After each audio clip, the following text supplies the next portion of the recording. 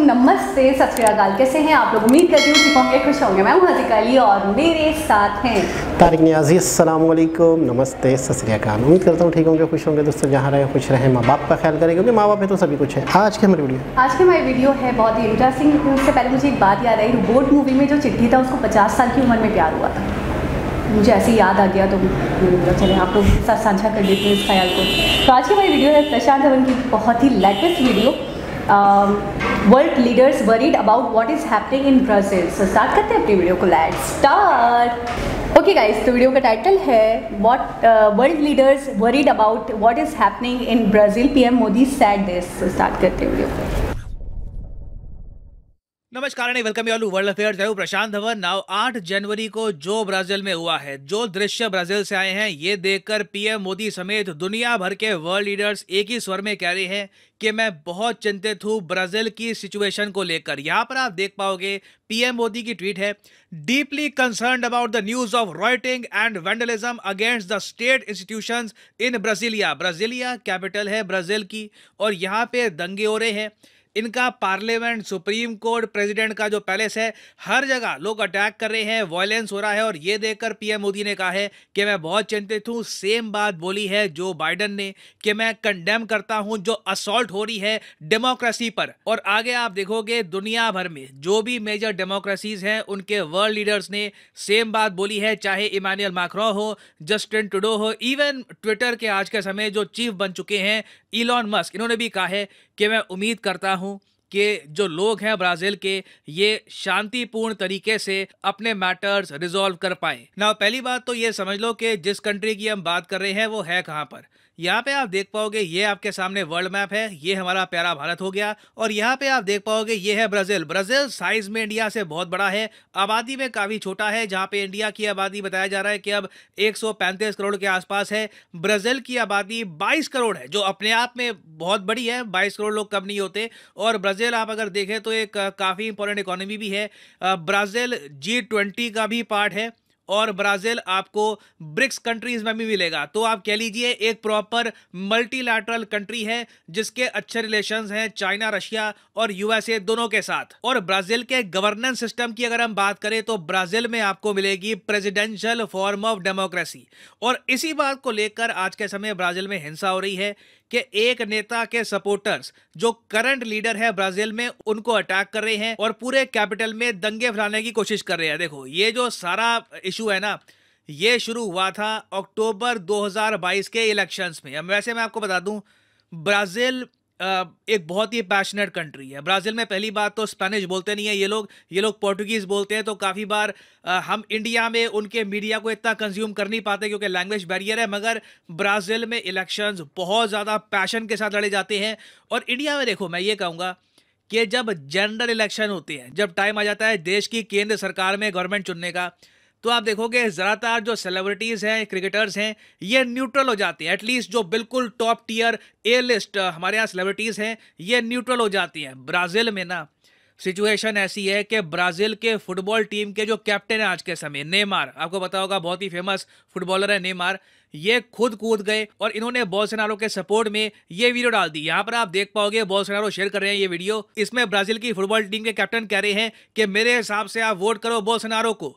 तो जहां पर एक तरफ ब्राजील के जो फेमस फुटबॉलर हैं वो कूद गए बोल्सोनारो के सपोर्ट में, जो ब्राजील में एक्टर हैं, जो आर्टिस्ट हैं, वो कूद गए लुइस डे सिल्वा के सपोर्ट में। तो इन दोनों के बीच में चुनाव हुआ अक्टूबर 2022 में। बहुत ज्यादा क्लोज इलेक्शन था। आप इमेजिन करके देखो, इंडिया में भी अब जिस टाइप का जो स्टैचर फुटबॉलर्स का है ब्राजील में, हमारे यहाँ क्रिकेटर्स का है। इमेजिन करके देखो कि जनरल इलेक्शंस में हमारे बड़े बड़े क्रिकेटर नेमार के स्टैचर के ये कह रहे हैं कि आप इसको वोट करो, कोई एक्टर कह रहा है आप इसको वोट करो, उनका फैन बेस डिवाइड हो जाएगा।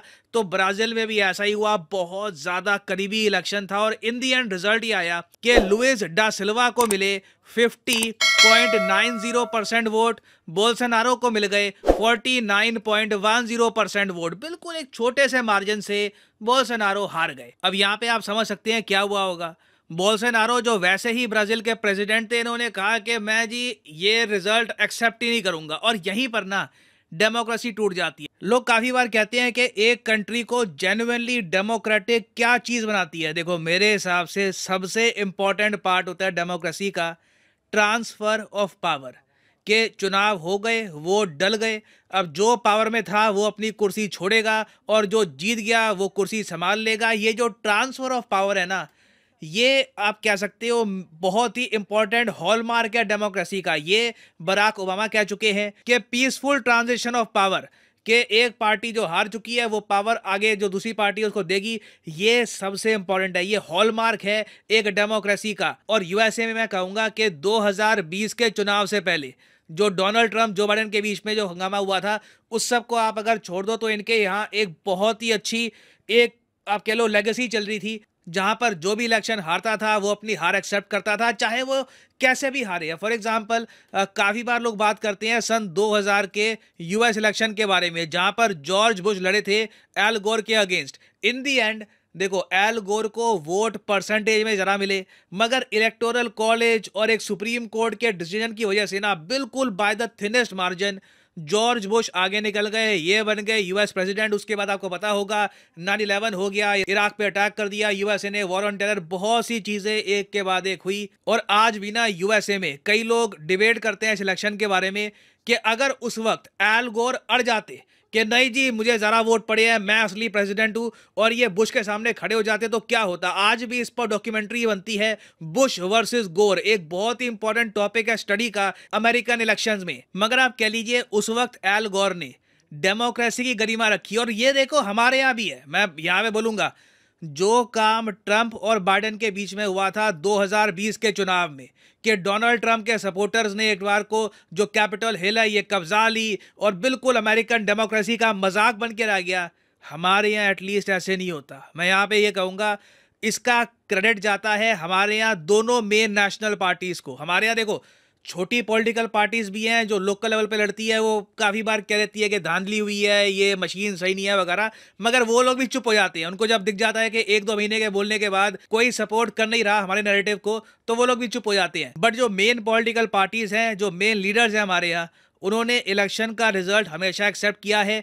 चाहे अटल बिहारी वाजपेयी हो, उनकी इलेक्शन में हार हुई, मनमोहन सिंह जी पावर में आए, मनमोहन सिंह जी की हार हुई, मोदी जी पावर में आए, और ये सिस्टम आगे चलता रहेगा। इंडियन डेमोक्रेसी की ग्रेटनेस है कि हमने ट्रांजिशन ऑफ पावर में कभी वॉयलेंस नहीं किया, आराम से पीसफुल तरीके से नई पार्टी पावर में आई है। नहीं तो आप हमारा पड़ोसी देश देख लो, वहां पर भी आप देखो तो अमेरिका जैसा हाल हुआ था। पाकिस्तान में भी इलेक्शन रिजल्ट पार्टीज एक्सेप्ट करती नहीं है, लास्ट मोमेंट पर वॉयलेंस होता है। अभी 2023 में आपको पता होगा पाकिस्तान में फिर से इलेक्शन होने वाले हैं, बड़ा वॉयलेंस होगा, फिर से यूएसए को घसीटा जाएगा। यहाँ पर लोग कहेंगे कि यूएस इंटरवेंशन कर रहा है, इमरान खान कुछ कहेंगे, शहबाज शरीफ कुछ कहने वाले हैं। तो बहुत ही कियोटिक साल रहने वाला है ये पाकिस्तान के लिए भी। और जो पाकिस्तान में हुआ, जो यूएसए में हुआ, सेम चीज हम देख रहे हैं ब्राजील में। ब्राजील की parliament, Supreme Court, presidential office, हर जगह हजारों की संख्या में बोल्सोनारो के सपोर्टर पहुंच गए हैं। वो कह रहे हैं कि जी जिस आदमी को मैं सपोर्ट करता हूं वही बनेगा ब्राजील का प्रेसिडेंट। और इलेक्शन में कहीं ना कहीं धांधली हुई है, और इसलिए आपने देखा होगा दुनिया भर के वर्ल्ड लीडर्स अलर्ट हो गए। क्योंकि देखो अगर ब्राजील में सरकार प्रॉपरली फंक्शन नहीं कर पाती, दंगे हो जाते हैं, डेमोक्रेसी कोलैप्स कर जाती है ना, तो ये दुनिया भर में डेमोक्रेटिक सिस्टम्स के सामने एक बहुत ही बड़ा प्रश्न चिन्ह खड़ा कर देगा। उसके अलावा एक डरावनी बात ये भी है कि दुनिया भर में और देश हैं, वहां पे पॉलिटिकल पार्टीज हैं जो काफी अपॉर्चुनिस्टिक हैं, वो चाहती है कि सत्ता उनके हाथ में आ जाए। वो भी कल को ऐसा कर सकती है जैसे बोल्सोनारो कर रहे हैं आज के समय ब्राजील में। तो इसलिए वर्ल्ड लीडर सब कह रहे हैं कि democratic traditions must be respected by everyone. क्योंकि अगर प्रॉपर ट्रांसफर ऑफ पावर को आप रिस्पेक्ट नहीं करेंगे तो एक देश में डेमोक्रेसी गिर जाएगी। और आप नोटिस करोगे इस पूरे इंसिडेंट में ना रशिया बिल्कुल चुप है, चाइना बिल्कुल चुप है। वो दोनों देश लिटरली हंस रहे हैं ब्राजील पर कि ये country properly democratic values follow नहीं कर पा रहा है। और मैं आपको ये बता दूं, जितना मैंने जियोपॉलिटिक्स को स्टडी किया है, दुनिया भर में कंट्रीज की गवर्नेंस सिस्टम को स्टडी किया है, एक डेमोक्रेसी में रहना एक प्रिविलेज होती है और उसको प्रिजर्व करना बहुत ही इंपॉर्टेंट है। हम सबका रोल है कि हम इंश्योर करें कि डेमोक्रेसी मेंटेन रहे। जो बाकी कंट्रीज में हो रहा है वो कभी हमारे देश में, या मैं कहता हूं बाकी किसी और कंट्री में भी ना हो जाए। और इसका देखो इलाज एक ही है, इलाज मैं कहूंगा 2 शब्दों में आपको मिल जाएगा, वेट एंड होप। क्योंकि देखो कहीं ना कहीं हर किसी को लगेगा कि जिस आदमी को मैं सपोर्ट कर रहा था वो पीएम या फिर वो प्रेसिडेंट क्यों नहीं बना। उनको कहीं ना कहीं वेट करना होगा, 4 साल 5 साल वेट करिए। अगली बार अपना कैंपेन और स्ट्रांग करिएगा, वोटर्स को और राइल अप करिए, फिर कोशिश करिए चुनाव जीतने की। ये प्रोसेस बहुत ही इंपॉर्टेंट है। इसमें अगर कोई इम्पेशेंट हो गया कि मैं जी 4-5 साल वेट नहीं कर सकता, अभी मुझे सब कुछ अभी चाहिए, वहीं पर डेमोक्रेसी धाराशायी हो जाएगी। और फाइनली यहाँ पे मैं आप सब लोगों से पूछूंगा एक क्वेश्चन के बताओ कि ब्राजील की ऑफिशियल लैंग्वेज क्या है। आप कमेंट सेक्शन में इसका आंसर करिए। इसका आंसर वैसे ही मैं आपको वीडियो में दे चुका हूं, वीडियो का ढंग से आपने देखी हो तो इसका आंसर आपको पता होगा। ये है यहाँ पे आपकी ऑप्शन, फ्रेंच, स्पेनिश, पोर्टुगीज या फिर इंग्लिश। कमेंट सेक्शन में करिए उत्तर, जो लोग सही आंसर करेंगे उनकी कमेंट को मैं हार्ट दे दूंगा। और फाइनली यहाँ पर मैं ये भी ऐड कर दूं कि आप किसी भी एग्जाम की तैयारी कर रहे हैं, चाहे SSC, UPSC, bank, IIT, NEET, आप परचेज कर सकते हैं अनअकैडमी के क्वालिटी कोर्सेज। सिंपली इस वीडियो के कमेंट सेक्शन में जाओ और यहाँ पे आपको मिलेंगे ये link. For example let's say आप प्रिपेयर कर रहे हैं बैंक एग्जाम के लिए, तो बैंक एग्जाम के लिंक पे यहाँ पे आपको करना है क्लिक, और यहाँ पे आपके सामने खुल जाएगा ये पेज। आप परचेज कर सकते हैं प्लस कोर्स यहाँ पर, और जो भी प्राइस यहाँ पर लिखा है ना, ये पे करने की आवश्यकता नहीं है। सिंपली यहाँ पर कोड डालो PD10 और प्राइसेस अपने आप गिरना स्टार्ट हो जाएंगे। You can save a lot of money by using the code PD10। So इसी नोट के साथ ये है वीडियो कांत। Thank you for listening and as always God bless you all. जी जनाब, अच्छा ये सिचुएशन जो है ये हमने तो बहुत भुगती है, मतलब वाकई ये सिचुएशन बहुत ख़तरनाक होती है। नुकसान आवाम का होता है, आवाम ही पिसती है, आवाम ही दंगे फसाद होते हैं। पार्टीज़ जो हैं वो अपने अपने ग्रुपों को बाहर निकाल लेती हैं, आधी आवाम एक तरफ होती है, आधी आवाम एक तरफ होती है। अच्छा सही मायनों में सबसे पहले तो इलेक्शन, जैसे कि अभी इन्होंने कहा प्रशांत धवन जी ने कि मानना चाहिए, लेकिन मसला ये है कि इलेक्शन भी फेयर हो तो ना। अगर जहाँ पर इलेक्शन ही फेयर ना हो, मुझे ब्राज़ील का नहीं पता, मैं मतलब उसके हवाले से बात नहीं कर रहा हूँ, मैं एक कॉमन सी बात कर रहा हूँ हर कंट्री की। और मुझे कंट्री की बात कर लेते ना, हाँ पे तो बिल्कुल फेयर नहीं कि अगर आपके इलेक्शन ही फेयर ना हो तो आवाम तो सड़कों पे आनी होती है, आवाम नहीं मानती। अच्छा दूसरी चीज़ ये होती है कि इससे खून खराबा, इससे टेंशन मज़ीद बढ़ती है, इससे मज़ीद मुल्क पीछे जाता है। इससे अब मिसाल के तौर पे आपको, आपकी क्या इमेज थी ब्राज़ील के हवाले से, आप क्या सोचती थी? ठीक है ना, हम के हवाले से ठीक है ना, एक ब्राज़ील एक डेवलप कंट्री, एक अच्छा कंट्री, एक बड़ा कंट्री, एक मतलब एक स्पोर्ट्स के हवाले से, चीज़ों के हवाले से। लेकिन अब जैसे हमने ये न्यूज़ सुनी कि वहाँ पर यार इस तरह से दंगे फसाद हो रहे हैं, तो ठीक है ना कि हम क्या सोचेंगे, अब हम ये सोचेंगे कि यार वहाँ पर ऐसे ऐसे भी चीज़ें होती हैं, ऐसे ऐसे भी मसले होते हैं। तो कभी ज़िंदगी में अगर कहीं आपको मौका मिल रहा होता है कुछ कंट्रीज़ जाने का, तो एकदम से ब्राज़ील का नाम आता है तो आपको थोड़ा सा डाउट होगा, फिर आप कंफर्म करोगे अभी क्या हालात हैं, अब सही है कंडीशन, नहीं है कंडीशन। अब ब्राज़ील में बहुत ही खूबसूरत जगह, वहाँ पे पिकनिक का प्रोग्राम है, वहाँ पे हम बहुत से लोग जा रहे हैं, टूर है वहाँ पे, ये वो नहीं यार ब्राज़ील के हवाले से मैंने एक छोटी सी न्यूज़ सुनी थी किसी ज़माने में, वो आपके जहन में कहीं ना कहीं छप जाती है।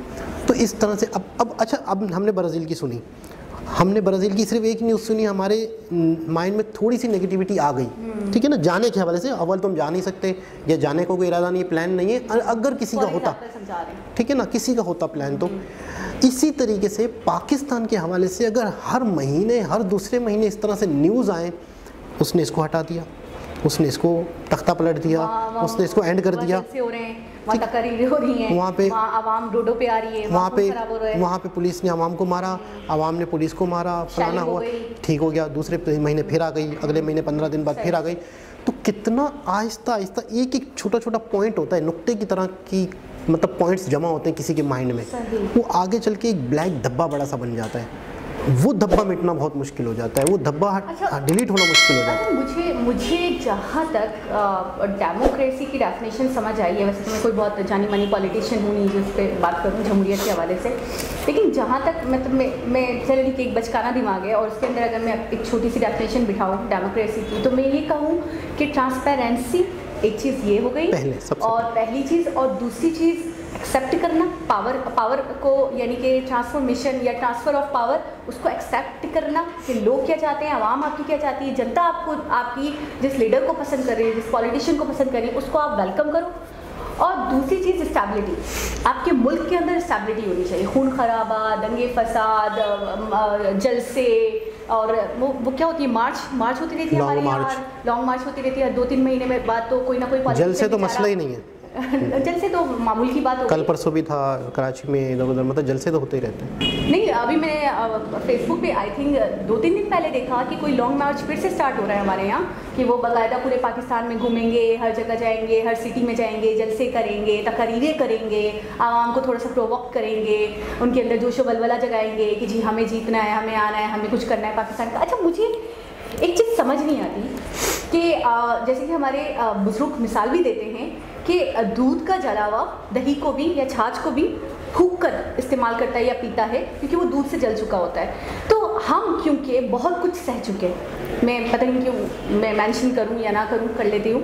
1971 की वॉर को ले लेते हैं, बांग्लादेश को पूरा सेपरेट कर दिया, कट गया इसी वजह से, हमारे इसी व्यवहार की वजह से कि हमने डेमोक्रेसी को कभी भी प्रायोरिटी, बिल्कुल हमने कभी भी जो भी रिजल्ट्स आए इलेक्शन के दौरान, जो जनरल इलेक्शन होते हैं, उसको कभी एक्सेप्ट नहीं करा। हमने ये सोचा कि हम अभी सत्ता में हैं, हम अभी पावर में हैं, तो सामने वाले को हम प्रेशराइज करके दबा सकते हैं, हम उसको नेगलेक्ट कर सकते हैं, हम उसको इग्नोर कर सकते हैं, हम कुछ भी करके उसको उससे अपनी बात मनवा सकते हैं, जो हम चाहते हैं वो हम अपनी रख सकते हैं, ताकत के जरिए या सिट के जरिए या अपने बलबूते पर। तो उससे हमें, मुझे ऐसा लगता है, बहुत कुछ सीखना चाहिए था, और अब हमें उसी चीज़ को रिपीट नहीं करना चाहिए। अब यकीन करें, शहबाज शरीफ, मुझे एक बंदा ला के दे दे पाकिस्तान से जो कि आई लव शहबाज शरीफ, मैं उसको अपना प्राइम मिनिस्टर देखना चाहता हूँ। आप यकीन करें, आपकी जूती मेरा सर, इतनी बड़ी बात बोली। मैंने पिछली वीडियो में एक में कह दिया था कि हम इतना ज़्यादा डिप्रेशन का शिकार हो गए इनकी हुकूमत में कि इनके बरक्स कोई घटिया से घटिया बंदा, कोई पॉलिटिशियन भी खड़ा है ना, नो सीखिया पॉलिटिशियन कोई खड़ा है, कोई नाम नेहार पॉलिटिशियन खड़ा है, हम उसको वोट देने के लिए तैयार हैं। आप यकीन करें, मुझे मैसेज करके कहा कि आपकी इस बात से हमें आइडिया हुआ है कि आपके यहाँ क्या चल रहा है, आप कितने ज़्यादा मतलब पक गए हो, थक गए हो, ऊब गए हो अपनी गवर्नमेंट से। बिल्कुल ऐसा ही है। और जब तक आपने तो इंतहा कर दी थी कि आपने कहा था कि जब मौलवी हुकूमत करने को तैयार हो जाएंगे, मौलवी आ जाएंगे, तो अगला बंदा कहेगा चलो यार इनको भी आजमा लें, ये क्या करते हैं, ये क्या नहीं करते। तो मतलब बहुत ही एक अफसोसनाक और बहुत ही बड़ी बात है कि जब तालिबान ने ऐलान कर दिया था कि हमारी हुकूमत है यहाँ तक, तो आपने कहा था इतने बंदे डिप्रेस हैं, इतने लोग परेशान हैं कि वो कहेंगे चलो कोई तो आए, कोई तो चेंजिंग आए। मैं अपनी ही बात करूँ, मैं बहुत मॉडर्न हूँ, मैं वाकई अबाया लगा लूँगी, मैं ग्लव्स पहन लूँगी, मैं मोजे पहन लूँगी, मैं घर में रह लूँगी 24 घंटे, 3 टाइम का खाना मिलेगा, हमें रोटी मिलेगी, गैस मिलेगी, बिजली मिलेगी, बस ठीक है, हम ये तक एक्सेप्ट कर लेंगे। बिल्कुल ऐसा ही है, इस सिचुएशन पे ऐसे हालात हैं। एक बात हो रही थी किसी से कि मतलब एक सैलरी के हवाले से कि यार सैलरी कितनी हो तो कितनी नहीं, तो उसमें भी आप लोगों ने कहा कि हमारे यहाँ तो 50,000 रुपये में इतने महीने, उस पर भी बाकायदा हमें हैरत हुई थी, लेकिन दोबारा से आपका कोई कमेंट नहीं आया। हमें बड़ी हैरत है कि 6 महीने कैसे गुजारा होगा। हमारे यहाँ तो अगर 50,000 रुपये किसी की सैलरी होती है तो अगर मतलब एक जॉब का सफ़र दूर है, मतलब मिसाल के तौर पर अगर कोई बल्दिया में रहता है और कायदाबाद जाता है जॉब करने, 50,000 रुपये में पता है कितने माइनस हो जाते हैं पेट्रोल के, बाइक पे अगर जाने जाता है 15,000 रुपये, 500 रुपये तो आप माइनस कर दो पर डे के, किसके, पेट्रोल के। 50,000 रुपये से 15,000 अभी घर में पैसे नहीं आ रहे, यानी 50,000 रुपये हम सोचते हैं कि एक बंदा घर लाएगा, 15,000 रुपये तो आपने पेट्रोल की मद में माइनस कर दिए, 5,000 और कौन से माइनस करो। कहीं ना कहीं बाइक ने 19-20 करना है, कहीं ना कहीं बाइक का ऑयल, पता है आपको, पता है ऑयल भी चेंज होता है, पेट्रोल डलता नहीं है, ऑयल भी चेंज होता है। अच्छा 5,000 रुपये ऑयल कर लो, 50,000 सैलरी वाले की 50,000 घर नहीं आ रहे, कितने माइनस हो गए, 50,000 में से 25, 15,000 रुपये तो माइनस हो गए पेट्रोल के, पर डे के 500 रुपये के हिसाब से। हमें आइडिया है कि यार इतना दूर बंदा जाएगा तो 500 रुपये आने जाने के लगेंगे बाइक के, 15,000 ऑर्डर तो 30,000 माइनस हो गए, 15,000 रुपये पेट्रोल के, 5,000 रुपये ऑयल के, 5,000 रुपये कम से कम एक शख्स की चाय पानी दोस्ती यारी में खर्च होंगे। यानी कहीं भी वो जॉब करता है, कहीं पर भी गली मोहल्ले में बैठता है दोस्तों के साथ, तो कभी चाय पीता है तो कभी पिलाता है, तो 5,000 रुपये उसके रख लो। तो 50,000 रुपये में से 50,000 सैलरी उठाने के लिए उसको कितने देने पड़े, 25,000। तो 50,000 सैलरी वाले के 25,000 तो सिर्फ और सिर्फ जॉब करने के लिए और अपने आप को जॉब तक लेके जाने और वापस घर आने तक खर्च हो गए। बाकी बचा 25,000 रुपये में अब किचन चला लो, मतलब अब बारी आ रही है किचन की। अब हम आ रहे हैं कि अपना खाना पीना कैसे होगा। माइंड सेट ये होता है कि अगर एक शख्स की 50,000 सैलरी है तो वो सब लगता है कि 50,000 रुपये घर आएंगे, अब हम खर्च करेंगे। देखो उस 50,000 रुपये को हासिल करने के लिए ही 25,000 तो खर्च हो रहे हैं आने जाने में भी। आप ही क्या होगी, आप यकीन करें हैरान हो जाएंगे। क्योंकि ऐसी बात है, इंसान 3 टाइम अगर खाना खा लेता है तो उसके बाद दूसरे एक्सपेंसेस की तरफ जाता है, शॉपिंग की तरफ जाता है, कपड़ों की तरफ जाता है, पार्लर की तरफ जाता है। जब पेट भर जाता है, पेट भर जाता है, सबसे पहले पेट है, एजुकेशन हो जाती है उसके बाद। तो थोड़े पैसे बचे तो मैंने कहा चलो ठीक है अब पार्लर का रुख करते हैं, पार्लर चलते हैं। तो पार्लर गए तो रिसेप्शनिस्ट रोने लग गई, और कहने लगी अच्छा जो सर्विस हमने 3 से 4 साल पहले ली थी 1500 रुपये की, वो सर्विस को अभी भी हमें 1500 रुपये की देनी। तो मैं बहुत हैरान हो गई। तो मैंने कहा आपने पैकेजेस वगैरह लगाए हुए हैं, क्या हुआ, और इतने सस्ते पैकेजेस। तो मैंने कहा क्या मसला है, आप लोग क्वालिटी वाले प्रोडक्ट यूज़ नहीं कर रहे हो ना। मैंने ऐसे करके उनके ऊपर थोड़ा सा तंज करा। मैंने कहा नहीं तो आपको बचत कैसे आ रही है, महंगाई तो दिन ब दिन इतनी बढ़ रही है। यकीन करें उनकी आंखों में आंसू आ गए। वो कहने लगी आपको पता है, अब आपने ये बात छेड़ी है तो मैं आपको बता रही हूँ, 3 महीने से हम लोग बैठे हुए सिर्फ मक्खियाँ मार रहे हैं। जब इंसान को 3 टाइम रोटी मिलेगी तो उसके बाद वो पार्लर का सोचेगा, उसके बाद वो शॉपिंग का सोचेगा, कपड़ों का सोचेगा। 3 महीने से जब हमारे पास कोई क्लाइंट, कोई कस्टमर नहीं आया तो फिर हमने हमारी जो मैडम थी या जो मैम थी उनको बुलाया फ़ोन करके, क्योंकि वो आउट ऑफ एरिया रहती थी तो वो आती नहीं थी ज़्यादा। तो उनको बुलाया और उनको बोला कि भाई हम तो बैठे हुए हैं, पूरे स्टाफ का खर्चा निकालना, यहाँ का एक्सपेंस निकालना, यहाँ का किराया निकालना, लड़कियों की सैलरी देना कहाँ से होगा, क्लाइंट तो आ ही नहीं रहा। फिर उन्होंने कहा एक काम करें, आप लोग डील्स लगाएं, आप पैकेजेस लगाएं, पैकेजेस हैं डिफरेंट, और हम नुकसान बर्दाश्त करके सर्विस दे रहे हैं। हम नुकसान बर्दाश्त करके सर्विस दे रहे हैं कि सिर्फ और सिर्फ हमारी जो चीज़ें हैं, हमारा जो एक्सपेंस है वो पूरा हो जाए, प्रॉफिट छोड़ दें, खत्म कर दें, जाने दें। बहुत बुरे हालात। मैं इतना हैरान हुई उनकी बातों को सुनकर, मैं इतना हैरान। मैंने कहा हम सिर्फ वीडियो में बातें करते रहते हैं, महंगाई महंगाई महंगाई, वाकई में रियलिटी तो हमें पता ही नहीं, क्योंकि मैं अपने लोगों से बहुत कम बात होती है, यहाँ बिजी रहती हूँ, यहाँ काम, हम आपस में जो हमारा ग्रुप है उन लोगों से आपस में बात हो गई। आपका तो फिर भी लोगों के साथ मिलना जुलना है, बातचीत है, चाय के होटल पे बैठे हैं, यहाँ बात हो गई, वहाँ बात हो गई, गपशप हो गई। लेकिन मैं वैसे कहूँगा जिनका अगर लिंक नहीं है, जिनको घर नहीं चलाना, जिनके हाथ में एक अमाउंट नहीं आती, वाकई वो बहुत आज़ाद हैं। लेकिन जिन्हें वाकई घर चलाना है, जिन्हें वाकई मतलब है कि इतनी बड़ी बात मैंने बगैर कैमरे के कर दी, बगैर रिकॉर्डिंग के कर दी, तो वो वाली बात भी मतलब सोचने की बात है, ख़ास तौर पे आपके लिए, कि वाकई बहुत मुश्किल है कम सैलरी में गुजारा करना। और जिस तरीके से पार्लर वाले हैं, जिस तरीके से शॉप वाले हैं, बिज़नेस वाले तो बहुत परेशान हैं जो बिज़नेस करें। अब डेमोक्रेसी को अगर हम रखते, अव्वलीन तरजीह देते, प्रायोरिटी देते, हम कहते कुछ भी हो जाए, जो भी रिजल्ट्स हैं हमें उसको एक्सेप्ट करना है, हम अपनी नहीं चलाते, वो अपनी नहीं चलाता, वो अपनी नहीं चलाता, तो ये छिछागत नहीं होती, ये कंडीशन नहीं आती। जहाँ तक मैं आपको पता है, कल न्यूज़ देखी मैंने, 2 लोग जाँ बहक हो गए। आटा जो है ना 160 रुपये किलो आटा हो गया हमारे यहाँ, तो जहाँ पे 150 रुपये मिल रहा था वहाँ पे बहुत रश लग गया लोगों का कि 10 रुपये बच जाएंगे हमें, और किलो तो लेंगे नहीं, वो 10 किलो का कट्टा, 20 किलो का कट्टा उठाते हैं। कितने बचा लिए? नहीं जो भी है, अब वो लाइन लगी लंबी वाली, उसके अंदर 2-3 ज़ईफ़ अफराद थे, वो एकदम भगदड़ मची और बाकायदा वो 2 लोग मरकर जान बहक हो गए। मैंने कहा आटे के चक्कर में जान गंवा दी, आटे के चक्कर में। मैं इतनी हैरान हूँ। अगर आप सोचें कि 10 रुपये 1 किलो पे बचा रहा है, 10 किलो का कट्टा है, कितने बचे? 100 रुपये बच गए। 100 रुपये के चक्कर में लोग 2-2 घंटे की लाइन लगा रहे हैं। अरे लोगों को ये है ना कि आज अच्छा चलो ठीक है, अभी 150 कुछ सस्ता में पड़ जाएगा। नहीं, आपको पता है हमारे यहाँ ऐसे इंक्रीमेंट नहीं हो रहा कि 10 रुपये बढ़ रहे हो, कल कितने रेट होंगे हमें नहीं पता, दुकान वाले को नहीं पता। वो जो घी आज हम 150 रुपये, 400 रुपये, 500 रुपये की 1 kg की हमारे यहाँ थैली आती है, अच्छा वाला घी, तो जो हमने आज 500 का लिया वो हो सकता है कल हमें 700 का मिले। लोग इसलिए पागल होते हैं कि हम जितना जमा कर सकें कर ले, अपने बच्चों के लिए, अपने लोगों के लिए। तो ये है कि डेमोक्रेसी रहे, हालात सही रहें और महंगाई ना रहे तो ही मामला सेट है, वरना मुल्कों के हालात और ख़राब हो जाते हैं और हम बाकायदा भुगत रहे हैं। और किसी और के साथ मुलाकात हुई, जब तक के लिए अल्लाह हाफ़िज़।